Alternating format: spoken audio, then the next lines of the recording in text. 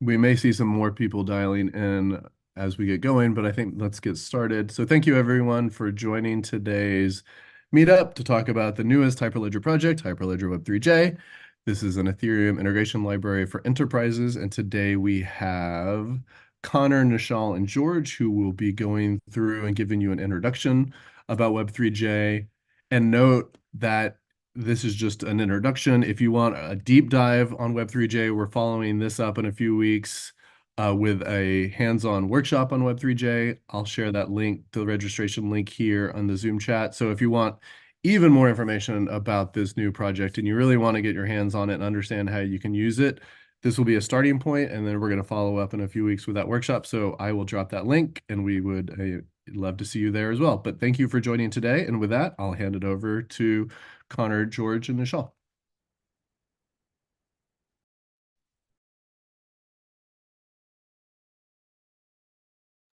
Okay. Oh, Can I just check that everyone can hear me okay, loud and clear? Yeah, your audio's on. Yeah. So,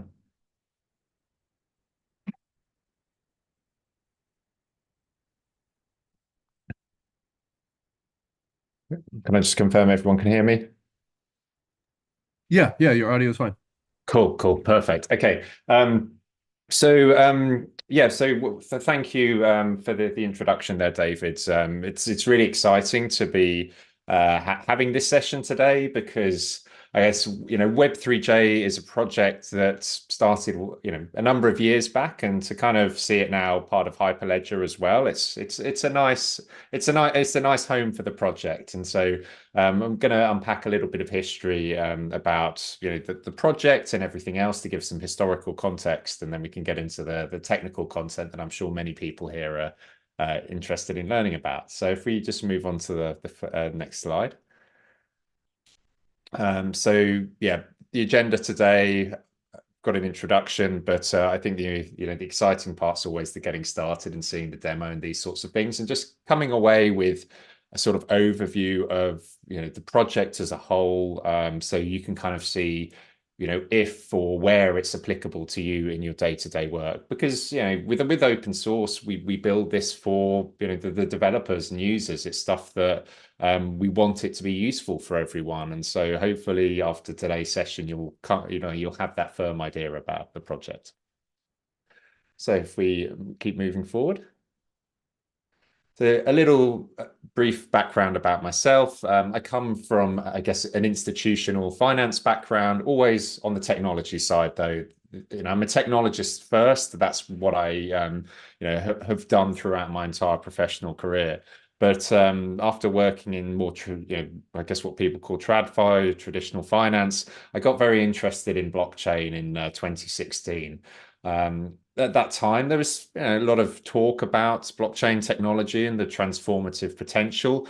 And when I started kind of peeling under the hoods, I came across Ethereum. And I think the thing is that Ethereum, in my mind, reminded me a lot of Linux in the early 2000s and late 90s and early 2000 period. For those of you who've kind of been in the tech industry for a while, and the parallels there that struck me were that there was this transformative technology, but it had this amazing community of developers around it, and that was, in my mind, what made Linux so successful. Yeah, it was a great technology, it was open source and so on, but it had an amazing community around it. And I always felt with when I got interested in Ethereum, I felt a similar thing about it. And that's really what's kept me interested in the space, because I really want to see this technology flourish. And with all of the work that's being done within open source communities as well, it's just a wonderful thing to be a part of. I was lucky when I started playing with Ethereum. I saw there was this kind of clear gap that existed, and that was that for people who were working on the JVM, there wasn't really an easy way for them to work with Ethereum technology. You had you had JavaScript libraries, you had like Python library, you had .NET library, but there wasn't anything for the Java community. And so that was really the genesis of Web3j. And I released the first version of that back in 2016. And then the following year later, founded Web3 Labs. In the years since, I was very involved in the Enterprise Ethereum Alliance, so responsible for chairing the working group that developed the Enterprise Ethereum client specification. I also wrote a book called the Blockchain Innovators Handbook, which is there available on Amazon and so on if you want to have a read. And there's a podcast as well, Web3 Innovators, that I did for a number of years. If we can move on to the next slide. And I'll let Nischal and George each introduce themselves now as well. So George, do you want to take it away? Sure, thank you, Conor. I am a senior software engineer. For the past 7 years, I deal with several systems in different industries like pharma, care, manufacturing, finance. But for the past 2 years, I've been with Web3 Labs, and I just work with, especially with blockchains and different type of blockchains. But the most I've been involved with Web3j, and I'm as a maintainer. And also I work with Corda and other different other blockchains. And yes, Nischal, if you'd like to step in. Yeah, thank you, George. So yeah, I'm Nischal. So I'm located in Bangalore, India, and working with Web3 Labs from past 1 year. So I have like more than 3 years of experience in blockchain and Ethereum, and like I have been developing and like worked with VMware also past the like previous time, and worked with their Concord VMBC, and then currently I'm maintaining Web3j along with George, and it's really nice to have you all this on this call. Yeah, thank you. Cool. Thanks, guys. So just to give a brief background about Web3 Labs, we're a decentralized infrastructure solutions provider. But there's three things that we do as a company. One of them is our Chainlens blockchain explorer and analytics platform. So I'm sure many of you are familiar with blockchain explorers, but Chainlens is a blockchain explorer that's very focused on being fast and providing a clean user interface for working with blockchain data and accessing information such as tokens and so on with it on EVM and compatible blockchain networks. Then, of course, we have Web3j, which we're going to be talking a lot about today. And we also we work on Hyperledger Besu as well. But Besu is both a user of Web3j and Web3j is a user of Besu. And so there's a nice reciprocal relationship between the two projects there. We've worked with a number of customers over the years, but we'll keep moving because we will want to get into the more interesting stuff about the project. Okay, so just to kind of tell you at its heart what Web3j does. And this kind of goes back to what I spoke about at the start with respect to when I first started working with Ethereum technology, there wasn't a way for Java developers to easily integrate with an Ethereum client. So when we think about blockchain networks, they're made up of a number of distinct clients. Those clients are responsible for processing transactions, producing blocks, and the actual consensus of the network. Now, the Ethereum network's evolved over the years, and there are in fact two clients on public Ethereum networks that are being used here: a consensus and an execution client. But just to think about it in a more simplistic manner, I think the important thing is to think when you integrate with a blockchain network, you need some sort of software to connect to a client on that network to integrate with it. And this is what Web3j facilitates. So you take your Java or Android application, you use the Web3j library, which talks behind the scenes using a protocol called JSON RPC to Ethereum clients. But the thing is that certainly what I found was that it started off being just a sort of straightforward protocol type implementation. Here's this JSON RPC protocol, and let's implement Java methods for that. But then you sort of start going down the rabbit hole and discover that there's all sorts of additional functionality that you need to take care of. So you need to think about, if you're working with a smart contract, for instance, how do you convert native Java types into types that are compatible with the Ethereum virtual machine?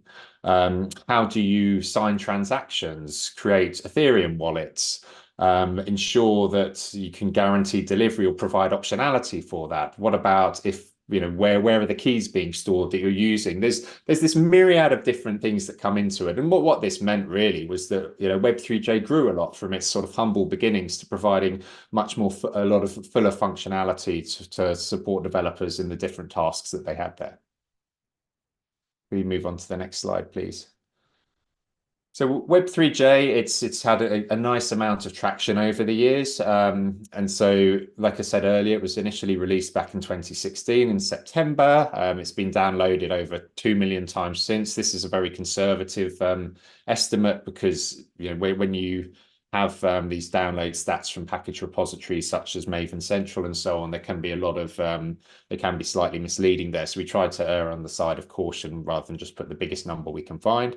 The project's close on 5,000 GitHub stars, almost 200 unique contributors, over 100 releases, over 1,000 resolved issues. I think this is an important one to draw attention to as well, because it shows that people raise issues, but also the Web3j team aim to respond to those issues and actually deal with them and ensure that they can be closed off.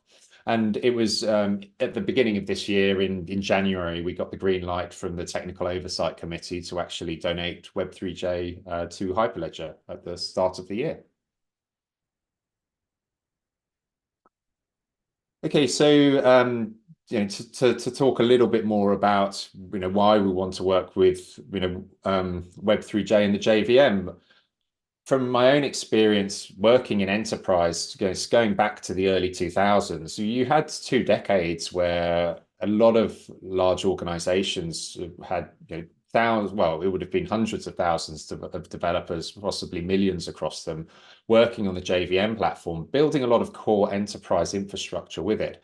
And so what this meant is that you've got enterprises with a very significant skill base on the JVM there. And so that's the group that we wanted to cater for.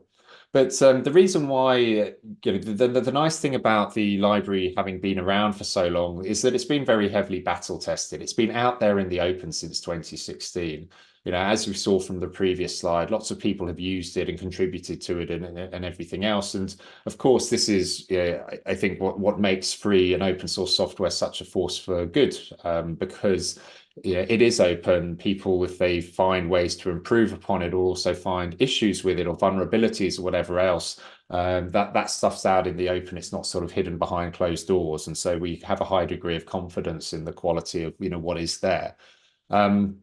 The type safety is another crucial thing. I know, many people over the years have had the whole static versus dynamic typing debate, but I think this idea of being able to safely, from the perspective of a developer, ensure that they can work with these Java types and get translation through to native EVM types using the library is a very powerful thing, because it just takes care of a lot of the lower level complexity there. We've done a lot as well with testing there too, in terms of finding ways that you can actually unit test codes to execute on an Ethereum virtual machine within the confines of your IDE or your standard unit test without having to go off to a blockchain network. And so these are all things that just have made the developer experience a lot better. And it's a very modular library, and it provides you've got specific support for some of the Besu API there as well, and some of the other Ethereum clients. Keep going.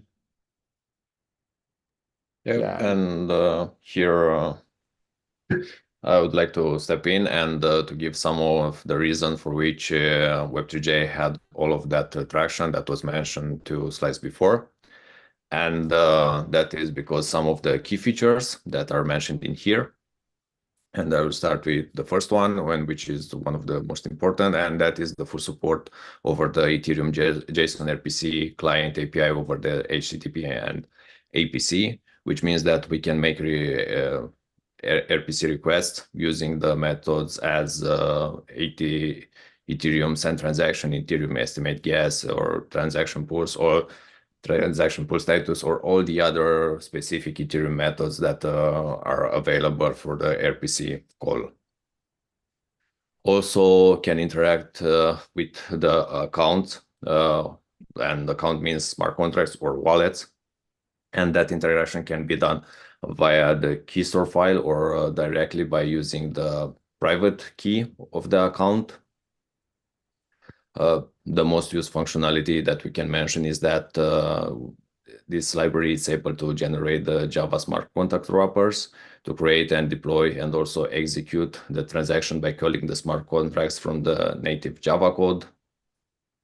Other cool thing is that Web3j is up to date with the most important Ethereum improvement proposals. Some of them, for example, are the IP 155, IP 1559, and IP 2030. And also, last but not least, is the IP 4844. And for this, it's the first in any Web3 library that was added for now in order to be supported. As you can remember, this IP, it's still very fresh, as it was adopted last month by some of the networks. The communication with the hardware security module is facilitated by this library throughout some interface methods that are being exposed. And also there is a version of this library that gives Android support. Also, it supports the Ethereum name service discovery, and one of the smartest things that I can see as a software developer, it's the CLI version for this Web3j library that is really handy when you want to just speed up the development work. In terms of supporting networks, Web3j can interact with both public and private networks, but the requirement that will be for that networks to be EVMs or at least EVM compatibles. For example, we can see as EVMs some of the networks that are mentioned here, but also as just to give you an example of an EVM compatible network will be Avalanche, that we also worked on and used Web3j a lot on.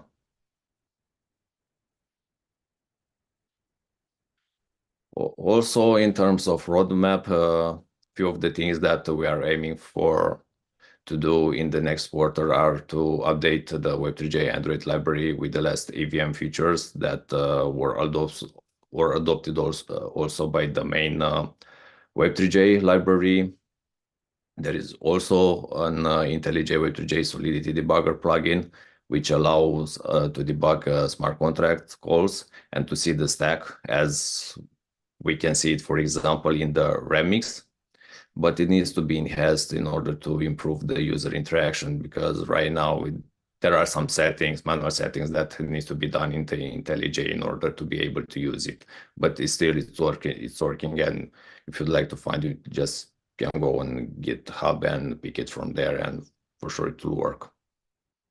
Other thing, it will be to implement the support for the account abstraction. And also right now, the way that we use the way in which you are generating the contract wrappers, the Java contract wrappers more exactly, is to create a static inner class for the struct type. But this is not that handy when it comes to interacting code and to just speed up the calls and everything. So for this, we are looking that in the next quarter to add a generic struct functionality to facilitate the interaction with the Java smart contract wrappers. And hopefully we will see all this implemented in the next major release, which will be Web3j 5. And in order to get started, I will pass this over to Nischal. Thanks. Can I share my screen? Sure. I hope it's visible, right?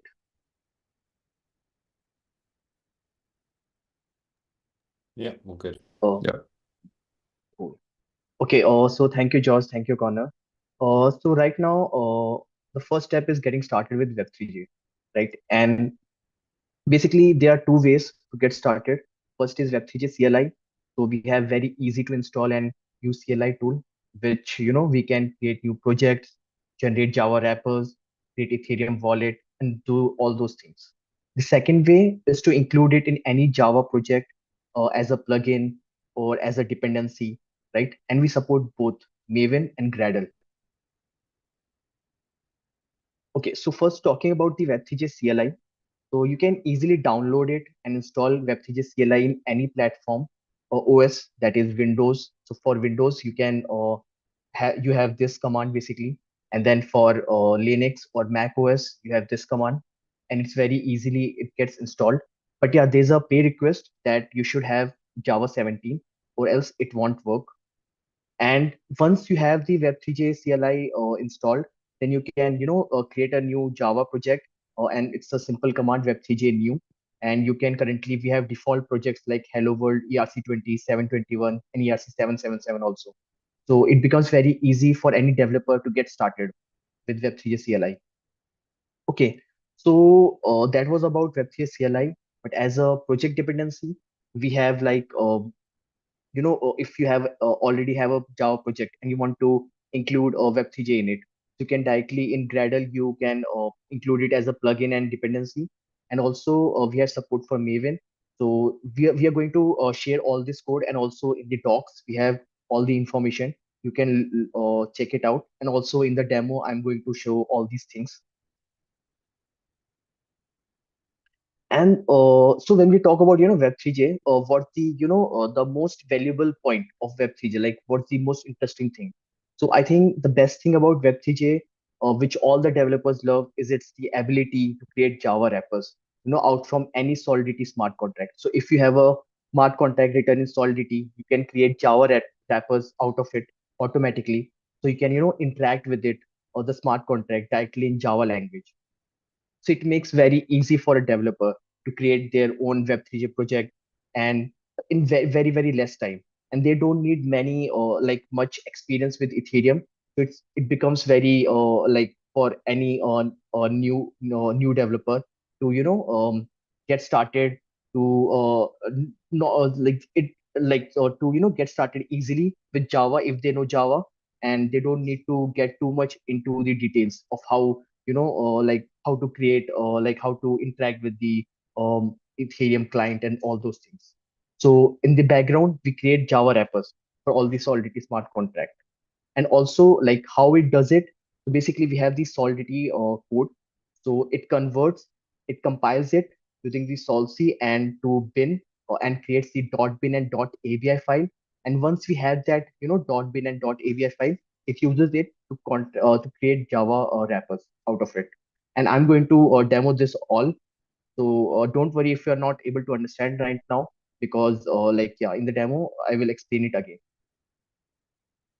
And the other thing, so once you have the Java wrappers, the other thing, for the developers, they face problem is testing their smart contract. Like if it's if it's working properly or not, if whatever they are inputting, they are getting the right output, and they are not facing any errors or anything. So in Web3j, we can directly create. So it basically helps to create Java writing, basically Java test wrappers, so you don't need to worry about writing test cases for your smart contract or Web3j unit.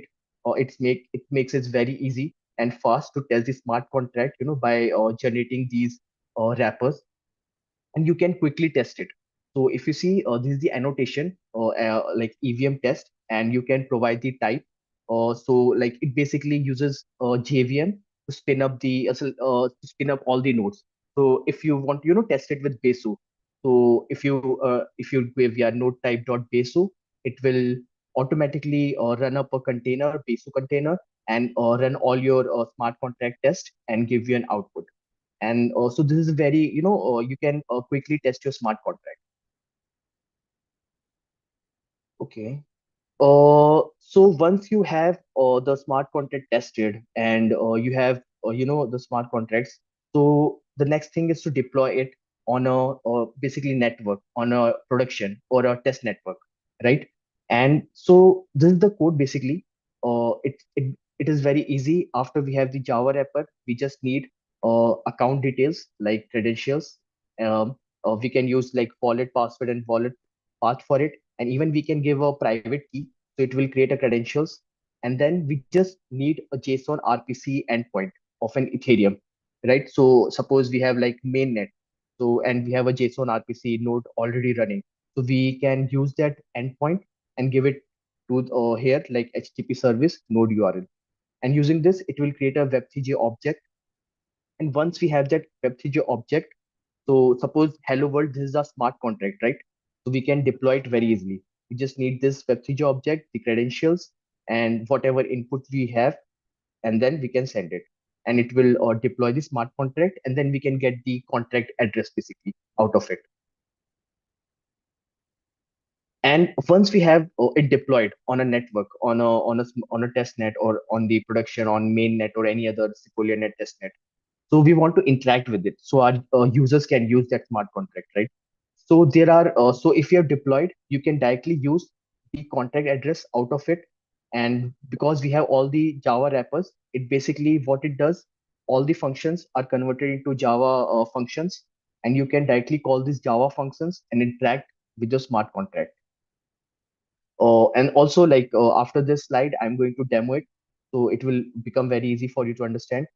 And for whenever you call a function, you will get a receipt or transaction receipt for that transaction, if it was successful or if it failed. So basically you can get an basically you can wait for the transaction receipt and get it to investigate like, okay, what happened to my transaction and all those things. Okay, so I will switch for the demo. This is my yeah, terminal. So first of all, we wanted to get started with Web3j. So the most easiest way is to download the Web3j CLI. So that's what I'm going to do. Although I have already like installed it, but I will still show you. So it basically downloads it, and then it checks if we already have the Web3j. And as you see, it's already latest version for me, 1.5.2. So we don't need to install it again. So I will show once more the version. So it's 1.5.2, right? And then we can check help. So to create a new project, we can directly call this command Web3j new. So basically, right now we support Hello World. That's the basic smart contract. Then ERC20, ERC721, and ERC777. And also, you can directly create a new project out of any Solidity code you have. So it will basically create Java wrappers for that. And so right now, for just basics, I'm going to create a new Hello World project. So it will take some 20 to 30 seconds to create the project. So if you see, project successfully created. And I will switch to my IntelliJ basically and open the project. And if you have any questions, please stop me there and you can ask me. And George also, like if I miss anything, you can stop me also, so I can.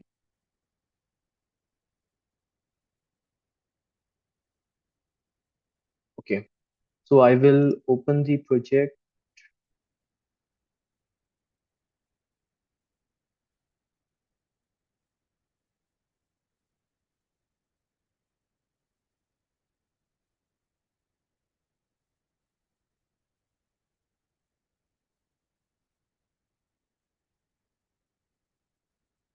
Okay, so we will quickly go through all the files, the project structure we have right now. I hope it's visible. So if you see in the build.gradle, this is a Gradle project. So we have as a plugin, Web3j version is 4.11.0. That is the latest one. And then in the dependency, we have already added the Web3j code. So there are many modules in Web3j, core, crypto, code gen.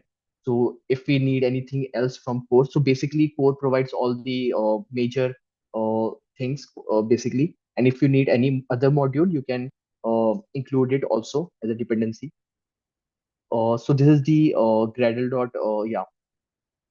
build.gradle. Now I will switch to my Solidity code. Basically, what Solidity code we have. So this is hello world.solidity.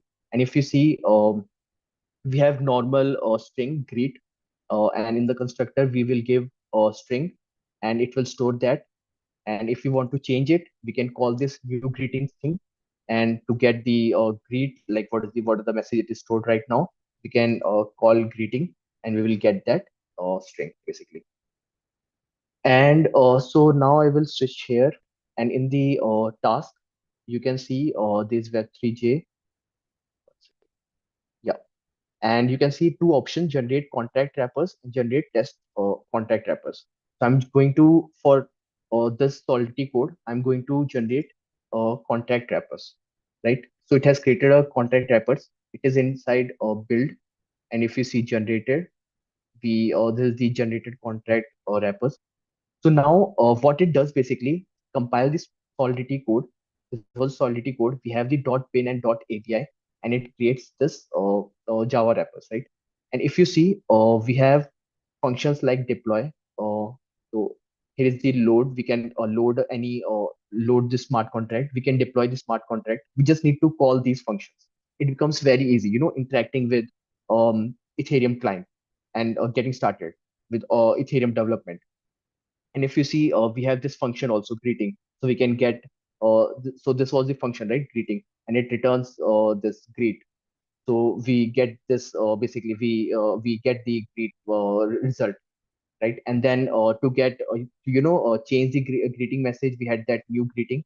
So we just need to provide the new message or the new string, and it will call the function, right? So it becomes very easy to interact, and we don't need to understand like how Solidity is working, and we don't need to deal with those things. So once we have this Java wrappers, we also want to test it, right? We want to test our smart contract.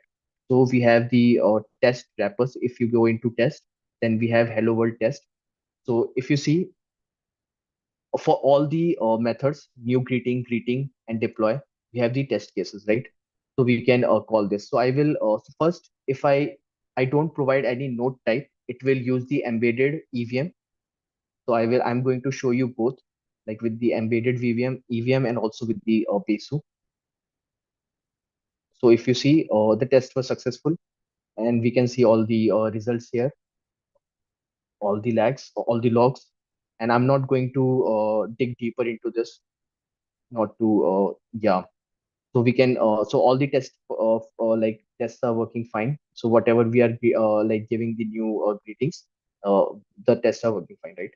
And if I suppose want to test it on Besu, so I just need to give the type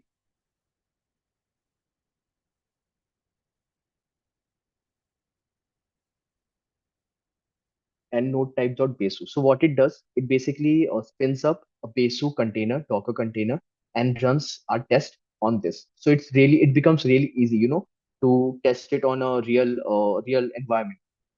So I'm going to test it, and we are going to go through the logs.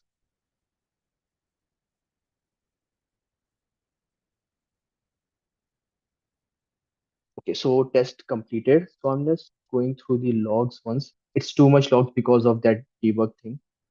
Debug flag is on the Besu. Okay. So if you see, the Besu started. So this is the Besu version, that is 23.7.1, and we have the own Genesis file, and HTTP port is 8545, and it's using the Java JDK 470, right? And then if you go a little bit below, the network has started. So these are the calls. Uh, Basically, this is the JSON RPC call we are going, and this is the result we are getting. And if you see below,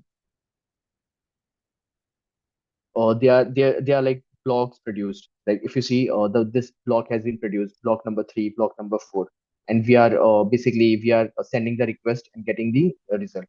So even you can see the transaction receipt, right? This is a transaction receipt for one transaction. So it becomes very easy to test it because it automatically creates these test cases for our smart contract.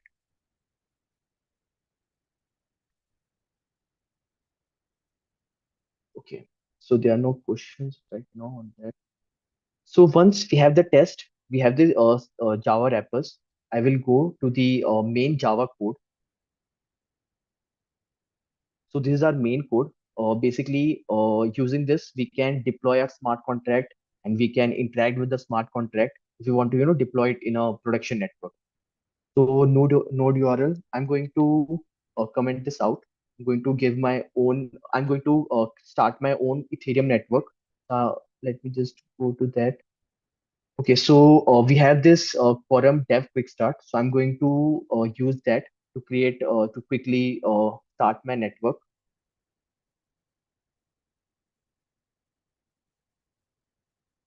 So what it does, it basically needs what version of Besu we need and which consensus algorithm we need. So currently I started with a QBFT.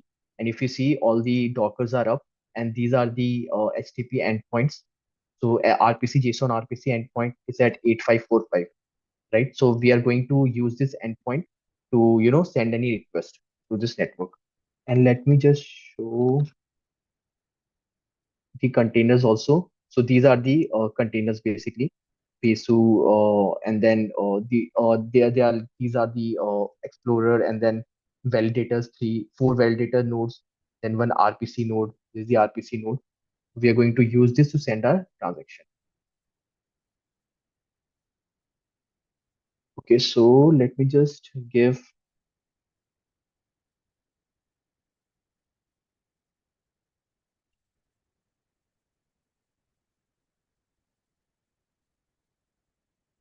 Okay, so these are basically node URL, and I'm not going to use the wallet path or wallet password right now. I'm directly giving the private key, so we can create credentials out of it directly.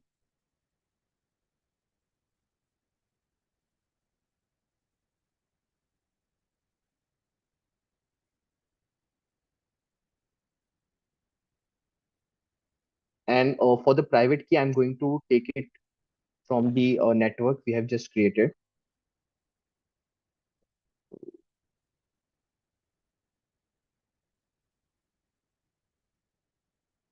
This is the Genesis file, and I'm just going to take this private key because we have the balance this much.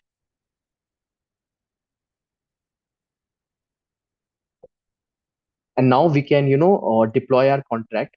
So to deploy a contract, we have this hello world, right? So we are going to use that function deploy, this one. And for this, it needs Web3j object. Yeah, it needs Web3j object, credential, then the gas provider. So we are going to use default gas provider, and whatever string we need to initialize it with.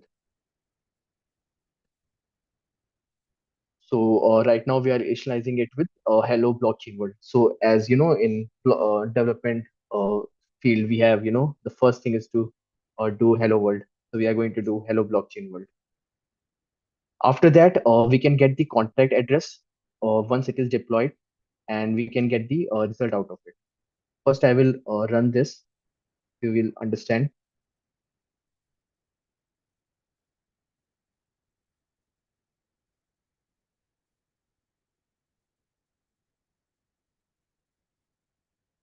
Okay. Uh,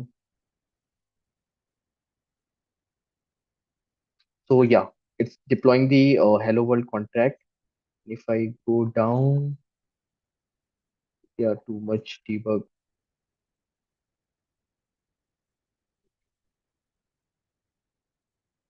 Okay, so first is deploying hello world contract. Then we are going to get the contract address. Let me just find it. So this is the contract address it printed, and then to get the result. So this is the result, hello world blockchain, right? So this is what we given as the initialize, right? Now, if we want to in the Solidity, if we want to give our new basically greeting, right? So we need to call this new greeting. Now, what I'm going to do. Nischal, just 1 second. Can you go please here in the log because it should be somewhere a trace with the gas that was consumed, because we have a question about that. Yeah, sure. So basically, if you want to to check the transaction receipt, so if you see the gas used, so this is the gas used to deploy this contract, and this is the effective gas price. So we are using actually the default gas provider, and if you see, these are the values for it, and you can you can give your own gas price and gas limit. So like if you want to calculate read or like estimate gas, so you can call the estimate gas API, and you can get the gas limit and their gas price. So right now, to simplify everything, I'm using the default gas provider. So this was the question, right? How much gas it was used? Yes, I mean the question was about if there are any gas fee, but yes, there is a gas fee, and this is how much it took for the transaction. Yeah. So basically, right now I'm running Besu not in the like gas-free mode. So there will be some gas for it, some gas price. So this will effective gas price we have paid. But this is just my test network, so it's not my Ethereum or anything. So cool. So now, right now, what we want to do, we need to create a transaction and set a new greeting, right? So we need transaction receipt, and I will just call it transaction one. And we have this object, so I will call the new greeting thing, and we just need to give a new greeting. So I can say hello George maybe, You try that. and I will okay, so I will send this, and if I when I will send this, I will get a transaction receipt, so I can print that. So so it will print the transaction receipt for me. Let me add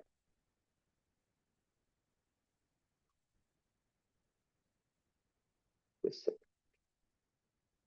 Okay. So I will run it again. So it will again deploy the smart contract and initialize it with greet with hello blockchain. Then I'm going to do more transaction of hello George, and then we will get the transaction receipt. So using the transaction receipt, we can understand so if the transaction was successful or it got failed. Let me run this. Okay, so we are getting some error.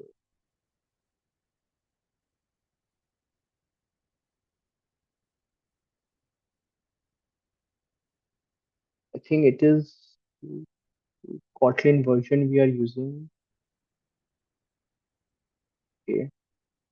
Okay, so I think it's due to the Kotlin version we are using it right now.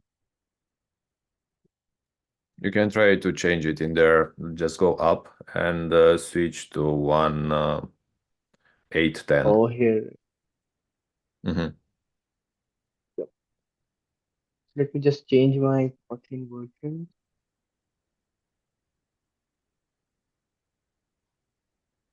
Okay. Let me run this again.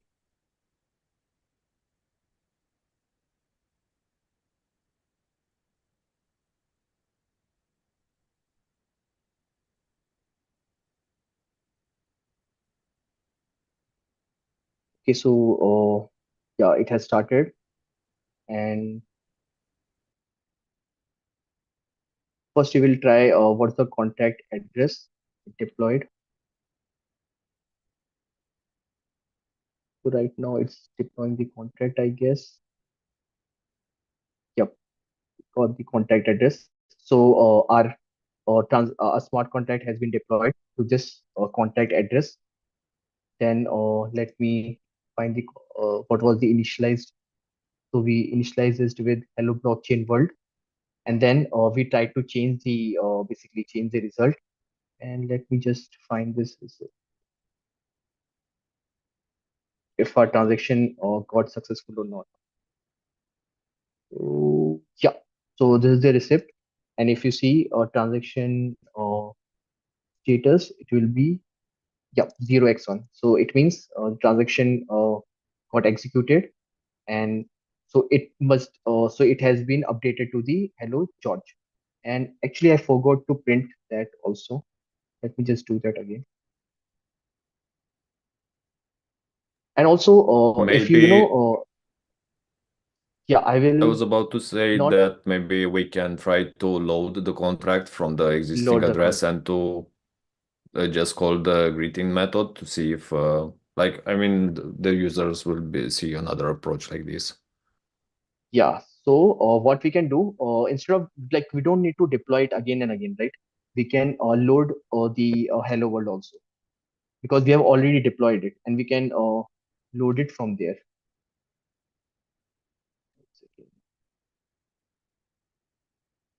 So we have this load, and for this we need to provide the contact address. We already have the contact address. We'll just copy it.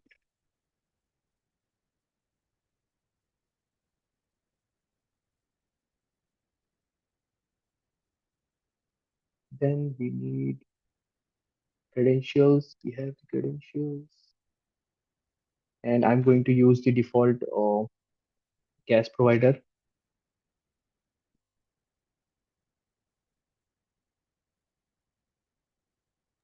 Then we need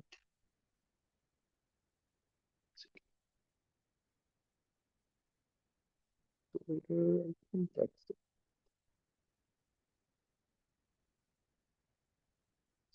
You missed the Web3j object. Okay, okay. After string, we need Web3j object. Okay.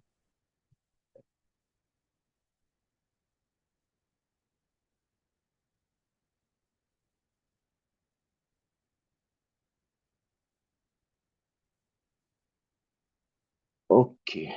So we have also, basically what I'm doing, because I have already deployed smart contract once, I don't need to deploy it again and again. I will reuse that smart contract. I will load it. So for that, I need to provide the contact address, the credentials, Web3j, and the gas provider. Right. Once we have that, I will again like check this is the same contact address or not. I will print that, and the greeting method result. This time it won't be hello blockchain world, it should be hello George. So we will test that if it's correct or not, right? And let me just comment out this. So let's test how it goes.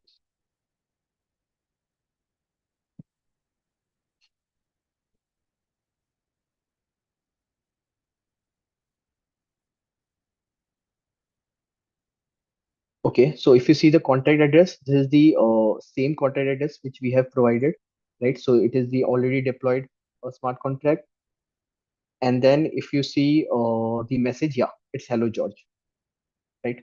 So we can see like how easy it has become, from getting the solidity. So if you have the solidity file, you can create Java wrappers.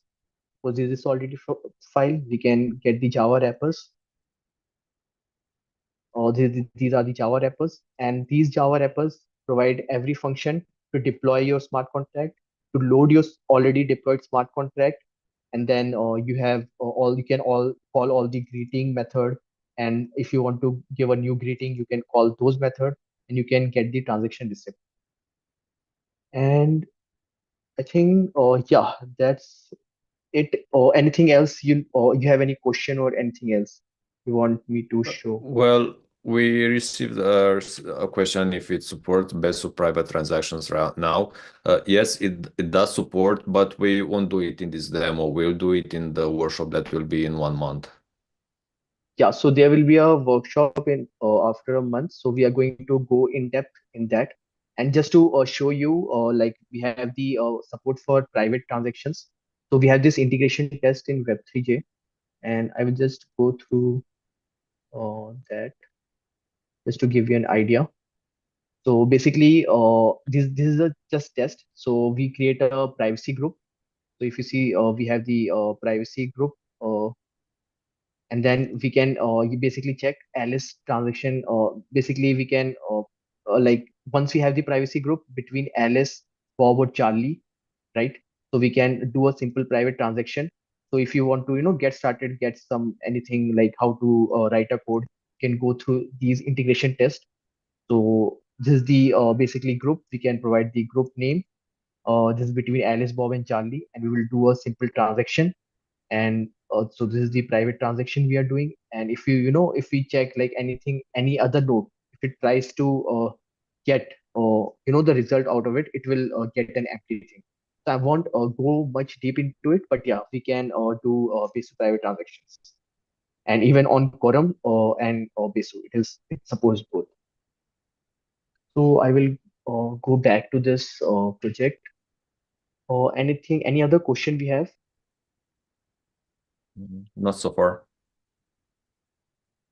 Okay. Yeah, so we can basically Wait, just create. sorry, we just received one question. Yes, and also, I mean, the ERC20 tokens are supported, but also you can generate a new project using the Web3j CLI that it creates automatically the Java wrapper for the ERC20 contracts. So Yep. yes, it is supported. Yeah. So as you have seen already, the Web3j CLI. So we have support for ERC 20 and ERC 21 also. So let me see if I can see. It will take some time to generate, but let me show you that. Just close this project. I will.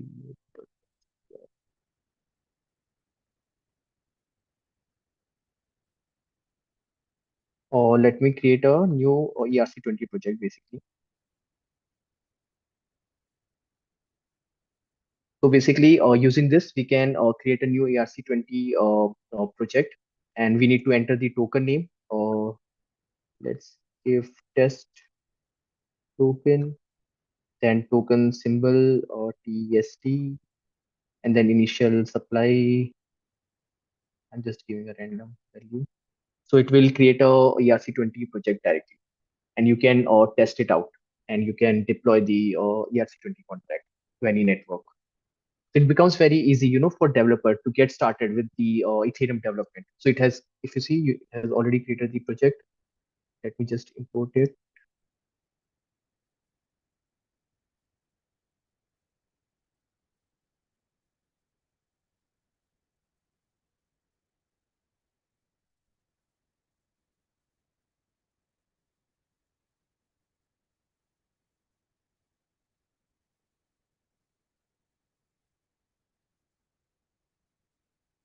So I will open the Solidity contract. So this is the ERC 20 contract we are using from the Open Zeppelin directly, and we can see all the Java wrappers for it. So if you see, we have the events, we have the um, we can basically transfer, approve allowance, do the allowance check balances, and get the total supply, all those things directly from here. And it becomes like really easy to get started with ERC 20. And also we have support for ERC 721 and ERC 777. So this is the sample code, so you can test it out. You can do all those transaction transfer tokens and everything. Yep. Is there any other questions? No. Okay, so there's a question like how the nonce management is done.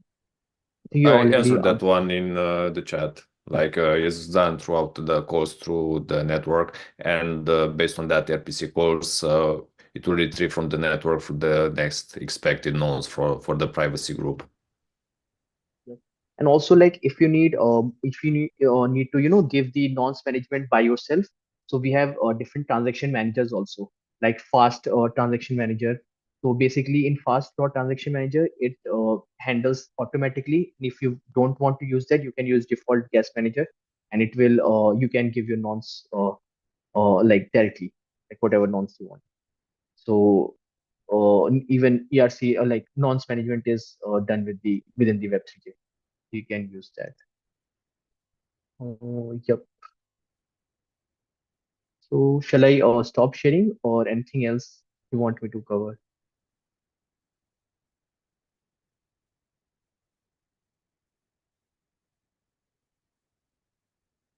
we got a new question, and I will answer that one. Yes, that's true. You'll be able to obtain all the access to the network with Web3j. I mean, throughout the requests.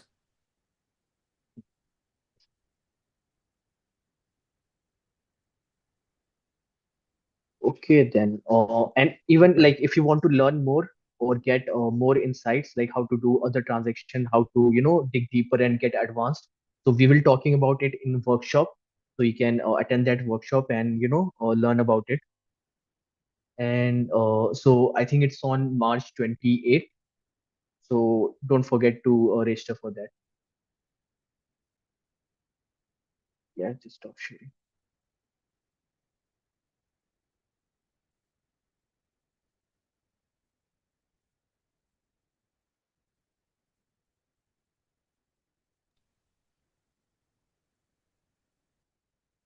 Okay, and just to continue, I'll just go again through the summary for the demo. We've seen how to interact with the Web3j and how to use the most handy tool, which is CLI. We've also seen how an ERC20 project is generated and how the wrapper looks like.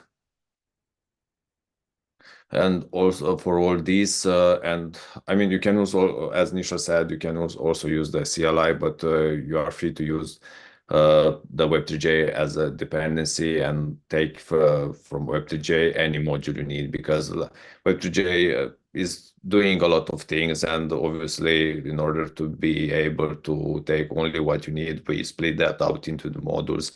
And just to give you an example, we have the core module that is doing the RPC connections and RPC calls, but we have also the crypto modules, which is doing the handling of the accounts, signing and hashing of the functions. And also, just to don't lose my idea, just to go through the summary, we interacted with the Ethereum node, with the Besu node more exactly, that Nisha has pinned up on his local network, and deploy the contract. And also what we did was not only to deploy it, was also to load the contract from an existing address and to still continue to send transactions to it. And now in terms of getting involved, if you notice anything, please don't hesitate to let us know, especially if it is a bug, or even if it is like a small typo or anything that you guys think might be improved. You can reach out to us by creating any GitHub issue or go directly and ping us on Discord. In order, here you have some QR codes, one for GitHub and one for Discord. One thing, in order to be able to get to the Discord, to the Web3j Discord, you first need to join the Hyperledger server, and only after that you'll be able to see the Web3j Discord channel. Other thing, if you intend or you have any idea about a great feature that might be added to Web3j, or you have maybe an existing PR or work already with Web3j on the side, and you create your own repo and you added some stuff in it and you think it might be worth to add those to the main repo, please create as many pull requests as you want, and we'll try to take care of those as app. And yes.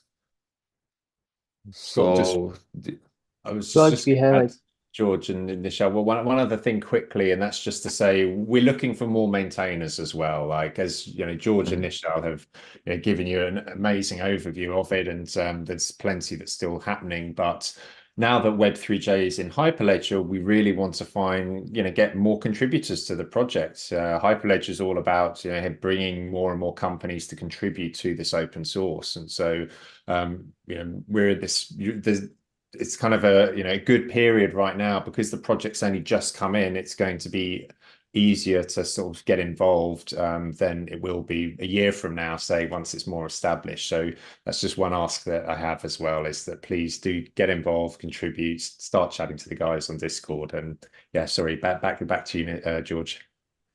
Sure. And also thank you, Conor, for mentioning that, because we need some help.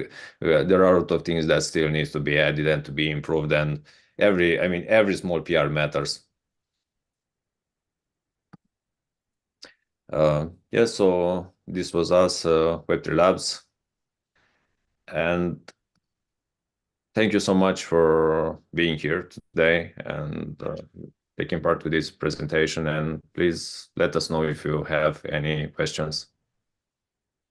I think we have one question, like, can we show some filter examples? So let me just show that once. I will stop sharing then. Yeah.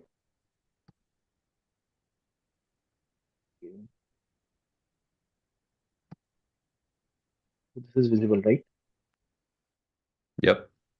Okay, so what I'm doing right now, trying to show a filter example. So we have already deployed that smart contract, right? So I'm going to load that, and this is the code for getting the filters. Let me code every classes.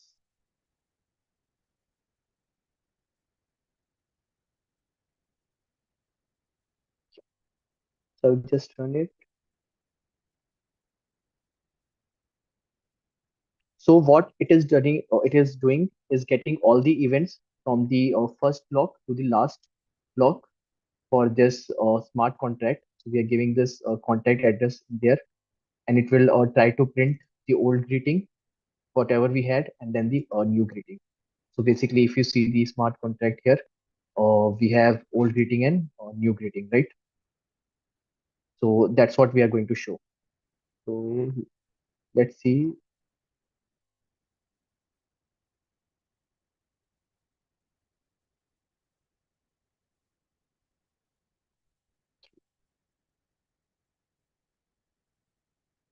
It's running.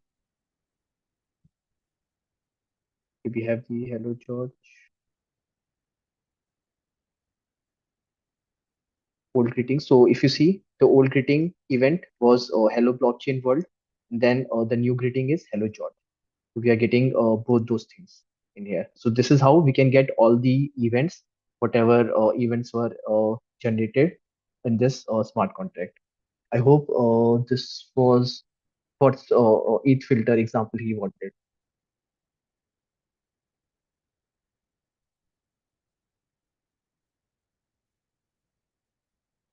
Yep, and also, like, we are going to cover many other things in our workshop, so you can attend that and learn from that. So just stop sharing again. Let me just go to that questions. Yeah, if you have any more questions or anything. Yeah, we received another one. If it can be integrated with the existing Hyperledger Fabric 2.5. Yeah, Please yeah, go ahead. go on. I was about to say that I don't know exactly, as I haven't interacted with Fabric. I don't know what that might be. I mean, Fabric what we actually it might doesn't. need.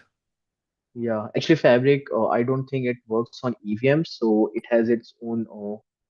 So it doesn't like Solidity code doesn't work on Hyperledger Fabric, so it won't work with Hyperledger Fabric.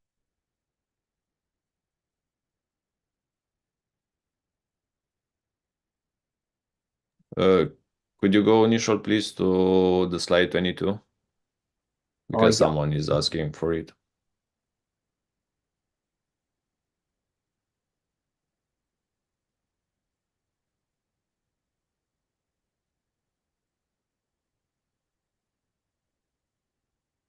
Hey.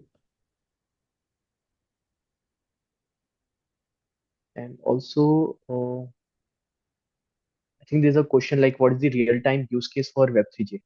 So suppose like you have a Java project, right? And I will give one example from my experience. So we wanted to make a blockchain benchmarking app, right? So we want to benchmark low, like what's the throughput and what's the performance of a blockchain network. Like I'm creating a Besu private network and I want to benchmark it, like how much TPS we are getting. So we used Web3j to create a benchmarking tool, and we used ERC20, and we can send the transactions synchronously to that network, and the and how many transaction receipts, how many transactions were successful. We can get those receipts basically. We can get those successful responses. So I think we did this last year only in our project, and we got around 400 to 500 TPS with QBFT and IBFT network. And we used Web3j for creating that benchmarking app. And it really helped to, like fast forward all those things. And we can do other experiments also. Okay, so what if we send batch request? So Web3j also supports that. So we can create these tools, and you can basically deploy your own contract, and you can interact with it. So these are the some real-time use cases. You can basically interacting with Ethereum network with Ethereum client. So you can use this library to communicate with it.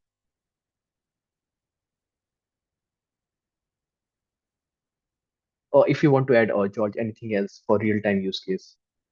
Uh, one useful use case will be to just send out transaction to the EVMs, like in order to avoid maybe creating some, I mean, going through all kind of wallets and getting your finger sticks in there in order to create public or even private transaction. You can just directly use Web3j and create a simple class and just run it, and that will really help you. And also, as you were mentioning just before, as an answer to one of the questions, the way that it's handling the private transaction manager.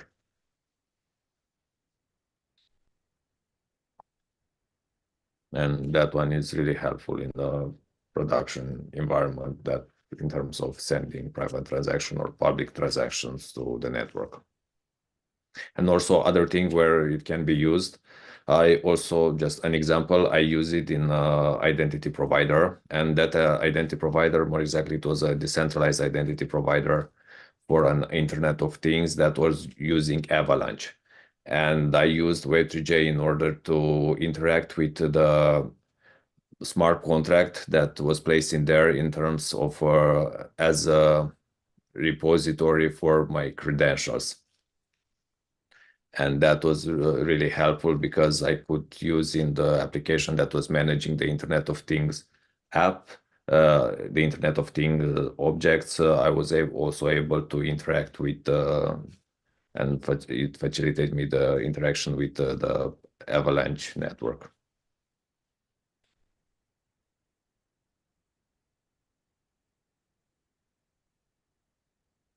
And also it can be used with the hardware security module. And we got some new questions. Is it possible an example of filtering or new transaction? So it's the same like what I showed. So basically, using this, we can get the events from earliest to the latest one. And also, we have other methods also for filtering, in which it will continuously check for any events. So we will cover all those things in our workshop. So don't worry about it. And if you need any help, we have all the docs and those things. And so this is the example for filtering the new events. And then we have another yeah. one, if it can create the smart contract in Java and push it to EVM. Well, in order for a contract to be able to be pushed into the EVM, you'll need the binary code, which is the compile code, the compile solidity code. And unfortunately, without that, it won't be possible to push the smart contract to the EVM. Could you go, please, Nischal, to a smart contract wrapper to show the binary code where exactly is located?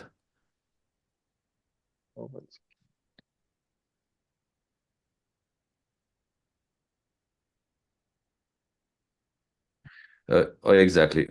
Here on the line 40, there is the binary. And this binary is generated when the Solidity smart contract is compiled, because what we are doing before creating this smart contract wrapper in Java, we are first using the Solidity compiler to compile that Solidity smart contract to make sure that it's fine.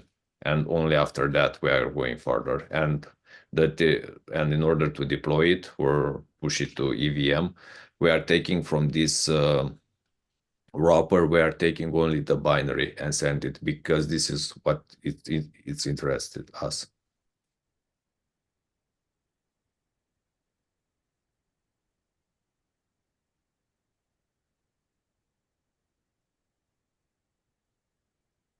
What is And we another have a new question.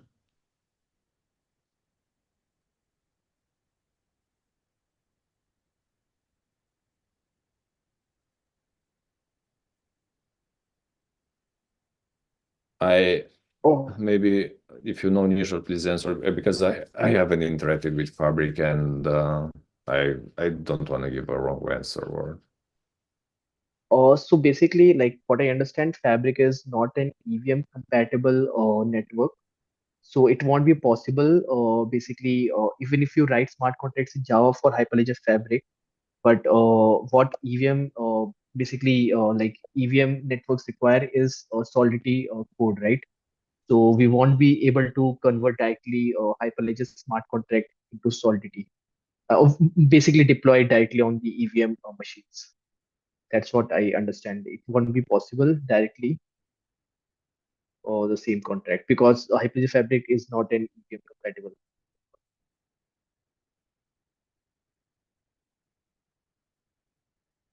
Oh,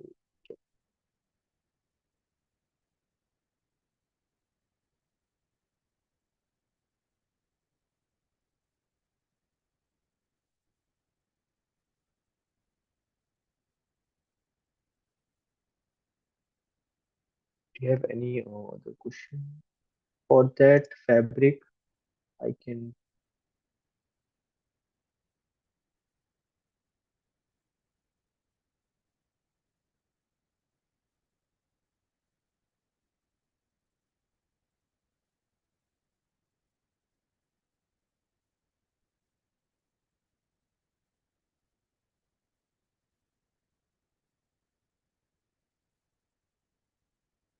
But yeah, we will check Hyperledger Fabric. We will explore that, how we can, utilize Web3j if it's even possible. For sure, if it's such a demand, we should try that. Yeah.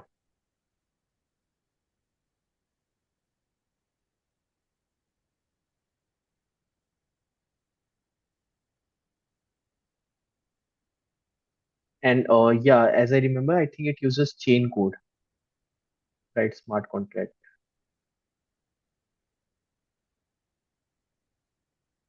Yeah, but we will explore Hyperledger Fabric.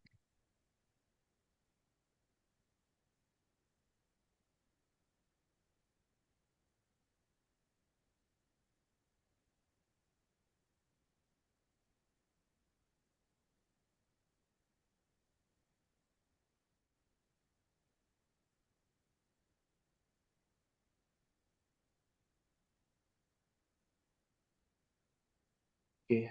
I'll just, or shall I stop sharing? Yeah, you can.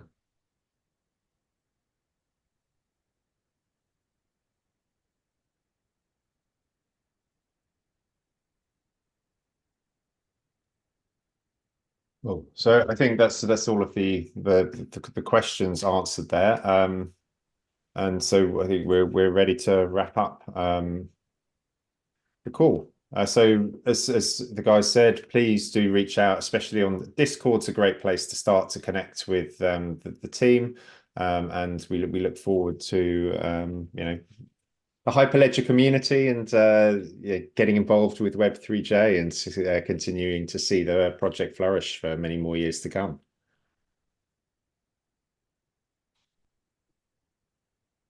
Yep. Thank you all for joining, and I hope we were able to clarify all the questions. And if not, we'll explore that Hyperledger Fabric thing, and we will get back to you. if you have any question, you can ping us on our mail or yeah, on Discord. Connect with us. Everyone. Okay. I know Okay. that David will wrap up the session now. Okay. Thank you. Bye bye. Thank you, everyone. See you.